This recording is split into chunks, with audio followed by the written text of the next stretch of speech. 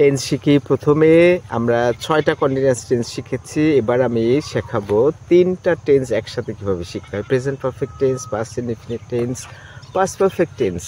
কেন? কারণ হলো যে 3টা টেন্সের ধরন একই। একটা যখন আপনি শিখে যাবেন বাকি 2টা আবার পেরে যাবেন। শুধু তাই না, যখন আপনি ভয়েস করবেন, যখন ন্যারেশন করবেন তখন একেবারে পানির মতো হয়ে যাবে। যেমন এক ঢিলে আপনি কয়টা পাখি মারতে পারছেন? 9টা পাখি মারতে পারছেন। প্রেজেন্ট পারফেক্ট টেন্স শিখে গেলে আপনি বাকি 2টা করতে পারছেন, ভয়েস 3টা করতে পারছেন, ন্যারেশন 3টা করতে পারছেন। তো একটু শুরু করি। সেটা হলো প্রেজেন্ট পারফেক্ট টেন্স আর past indefinite tense the same, সামান্য পার্থক্য আছে। পাস্ট পারফেক্ট টেন্সেও একটু পার্থক্য আছে। সেটা হলো যে সকালে নাস্তা করেছি, এই যে এখন বাজে কয়টা? বিকাল বিকাল, তাহলে আমার আর সুযোগ নাই। তাহলে সকালে নাস্তা করিনি মানে আমার আর করার সুযোগ নাই। যদি সকাল 10টার মধ্যে হতো, 11টার মধ্যে হতো, তাহলে আমার সুযোগ আছে নাস্তা করিনি কিন্তু করার। তাহলে যখন নাস্তা করার আর সুযোগ থাকবে না তখন হবে পাস্ট ইনডেফিনিট টেন্স। আর যখন নাস্তা করিনি কিন্তু করার এখনও সুযোগ আছে, সেটা হলো প্রেজেন্ট পারফেক্ট টেন্স। আর দেখা গেল যে সকালে নাস্তা করেছি, এটা করেছি, ওইটা করেছি, সেটা করেছি, এগুলো সবগুলো কিন্তু পাস্ট ইনডেফিনিট টেন্স।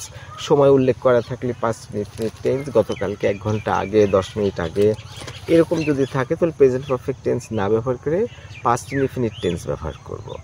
আর পাস্ট পারফেক্ট টেন্স ব্যবহার করব যদি 10-12টা কাজ থাকে, আমরা ব্যবহার করব না, পাস্ট ইনডেফিনিট ব্যবহার করব। সকালে ঘুম থেকে উঠলাম, নাস্তা করলাম, গোসল করলাম, ড্রেস পরলাম, ইউনিভার্সিটিতে গেলাম, ক্লাস করলাম, এগুলো সবই কিন্তু পাস্ট ইনডেফিনিট টেন্স। কিন্তু ছেলেমেয়েদেরকে বলা হয় কি স্কুলে যে 2টা কাজের একটা কাজ যেটা আগে ঘটেছে আর একটা কাজ পরে ঘটেছে, না সেটা না। সেটা হলো যে যখন গন্ডগোল বেঁধে যাবে, রুগী মারা গেছে, এখন ডাক্তার আগে এসেছিল নাকি পরে এসেছিল, এটা খুব গুরুত্বপূর্ণ।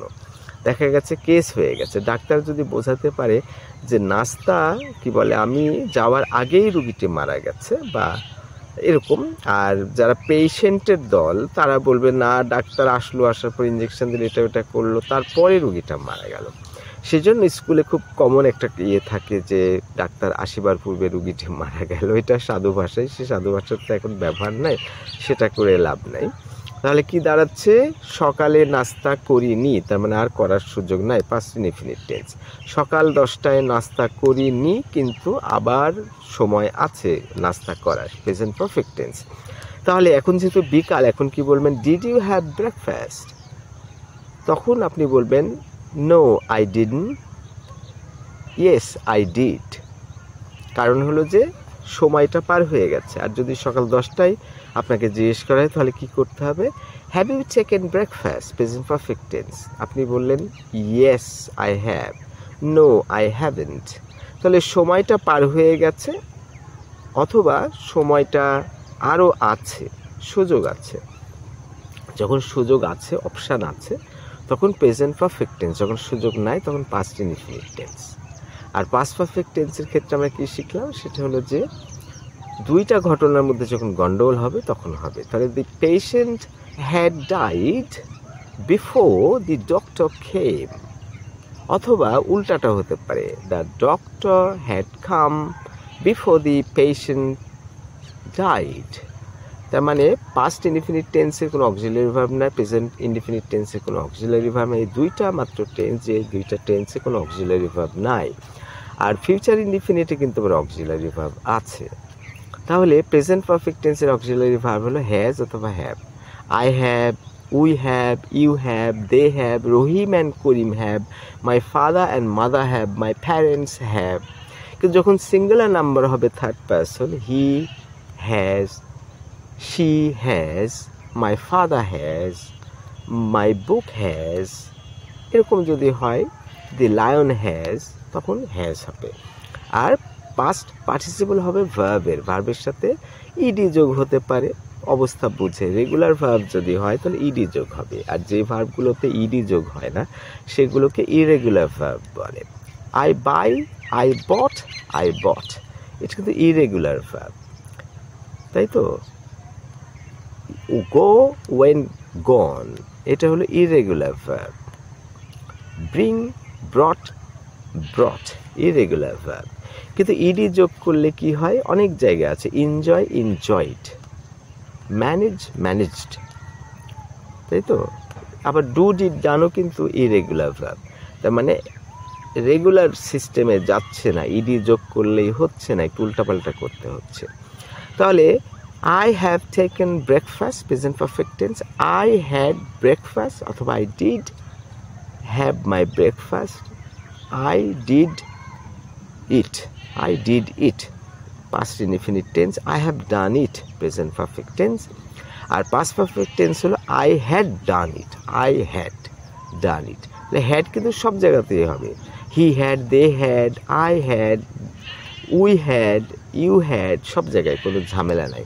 কিন্তু প্রেজেন্ট পারফেক্ট টেন্সের হ্যাজ হ্যাভের একটু প্রাইস আছে, সেটা খুবই সামান্য। সেটা হলো যে থার্ড পারসন সিঙ্গুলার নাম্বার হলেই একটা যদি হয়, থার্ড পারসন যদি হয়, সে, রহিম, করিম, বাবা অথবা মা, এরকম যদি একটা থার্ড পারসন সিঙ্গুলার নাম্বার হয় তাহলে হ্যাজ হবে। তাহলে ওদিকে কি দাঁড়ালো, I have done it, I did it, I had done it. তাহলে প্রথমে এটা প্রেজেন্ট পারফেক্ট টেন্স, পরেরটা পাস্ট ইনডিফিনিট টেন্স, তারপরেরটা পাস্ট পারফেক্ট টেন্স। কিন্তু মনে রাখতে হবে পাস্ট পারফেক্ট টেন্স শুধুমাত্র যখন গন্ডগোল হবে তখন ব্যবহার হবে, কারণ কেস হতে পারে, জুরি বোর্ড হতে পারে, তাকে বলতে হবে যে না আমি তো ডাক্তার, আমি তো এসছি, আসার আগেই দেখেছি যে রুগী মারা গেছে, আমি আসার পরে রুগী বেঁচে ছিল না।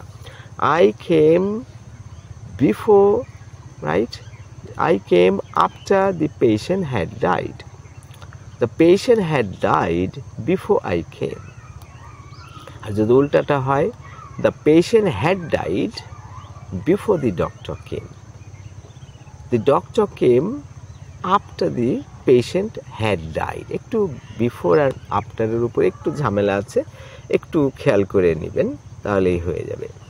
আর এই যে দেখেন যে I have taken breakfast, I took breakfast, I had taken breakfast, I have done it, I did it, I had done it। এই যে present perfect tense, past perfect tense, future perfect tense, তিনটার ক্ষেত্রে ভার্বের past participle হবে।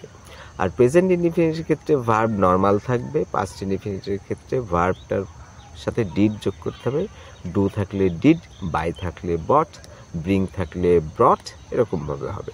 আর past perfect টেন্সে এই যে present perfect টেন্সের মতো শুধু অক্সিলারি ভার্ব প্রেজেন্ট পারফেক্ট টেন্সে হ্যাজ অথবা হ্যাভ, আর পাস্ট পারফেক্ট টেন্সে had, all the time the same. That's it for now, thanks for watching.